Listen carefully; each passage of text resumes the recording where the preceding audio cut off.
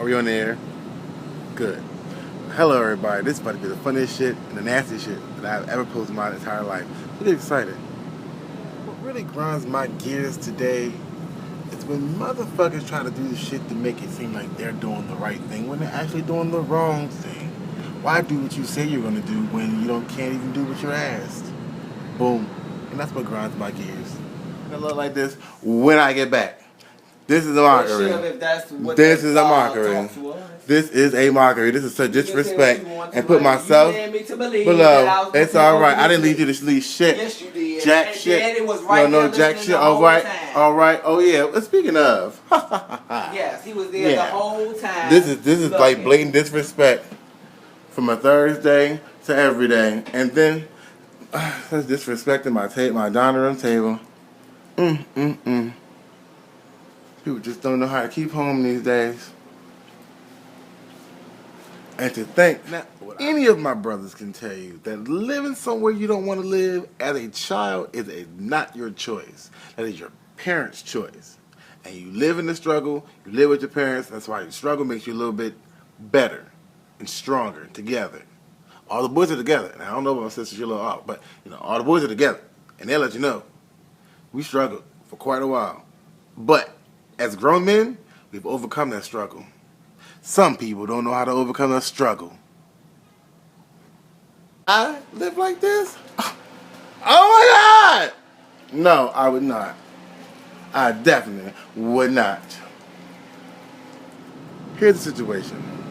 I let my ex-best friend stay in my crib because her lights were off. She claimed that she didn't have a medical coverage that was supposed to have some kind of financial assistance toward her that bill, regardless of what. She didn't pay her shit.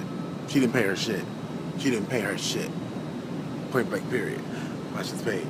So, she asked me, I wasn't even staying in my own crib. That's one. So, she asked me if I could stay in my crib on Thursdays because she does her thing on Thursdays. And now all of a sudden, it went from Thursdays to whenever she feels like staying there, she'll stay there. So, that's two. And she's been there for 4 months. 4 months. Rent $750. She paid me nothing. Nothing. I asked to have $200 just out of loyalty. If I was loyal enough to let you be in my crib by your motherfucking self, you should be loyal enough to give me whatever the fuck I want, whenever the fuck I ask for it.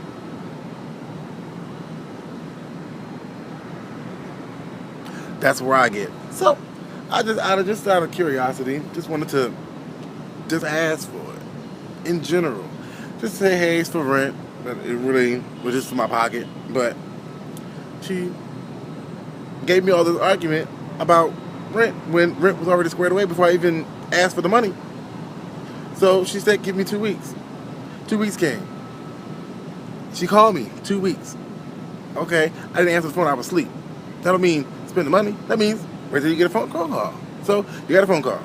She got the phone call. I said, send the money to me. Somewhere between send the money to me and whatever she had going on in her head, she Z'd out what I said. So instead of doing what I asked or what I requested, humbly requested, out of the selflessness that I'm doing, I'm literally, you're in my crib by your motherfucking self.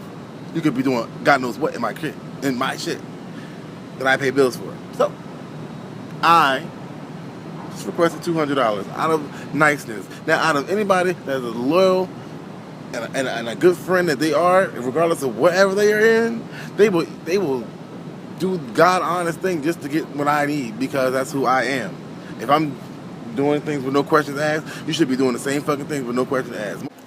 And we're walking and shit and shit and shit and shit and towels and shit and smooth shit on the floor and shit over there. There's a lot of shit up in this motherfucker that don't belong to me. Shit and shit. And my poster right there and shit. And all this shit and shit here. And this shit here. Yes. It is something really, really wrong with your motherfucking ass. Well, the story is, everybody ain't your motherfucking friend. Even your friends ain't your motherfucking friend. Trust no one. Unless you really, really, really, really love them. If you love them and trust them, then by all means go ahead. But if they can switch like a light switch, cut the bitches from the head.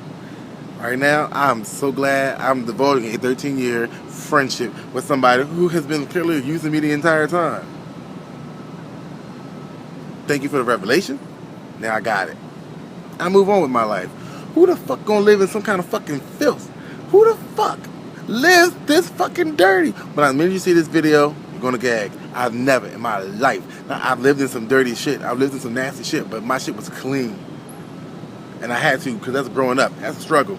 I lived in the ghetto. Fuck what? But look at where I am. Black don't crack, and I don't stress on shit, so I ain't stressing on this. Bye-bye, girl. You lost your crib, your reputation, respect, and your friends. What have I lost? Nothing. So here we are at the end result. 13 years of friendship squandered by a minor disagreement. Why is it that you can't do what somebody asks you to do, but you do what you want to do? Especially in somebody else's crib? How dare you? And then for you to sit here and try to talk shit about me in my own crib? Awful. How dare you? You can't throw my shit in my own fucking face, but then for you to call yourself my best friend for 13 fucking years and then call squatters' rights when I call the cops on your ass? Thank you. Thank you for making my decision a whole lot easier. I didn't need your money, nobody. I was always good.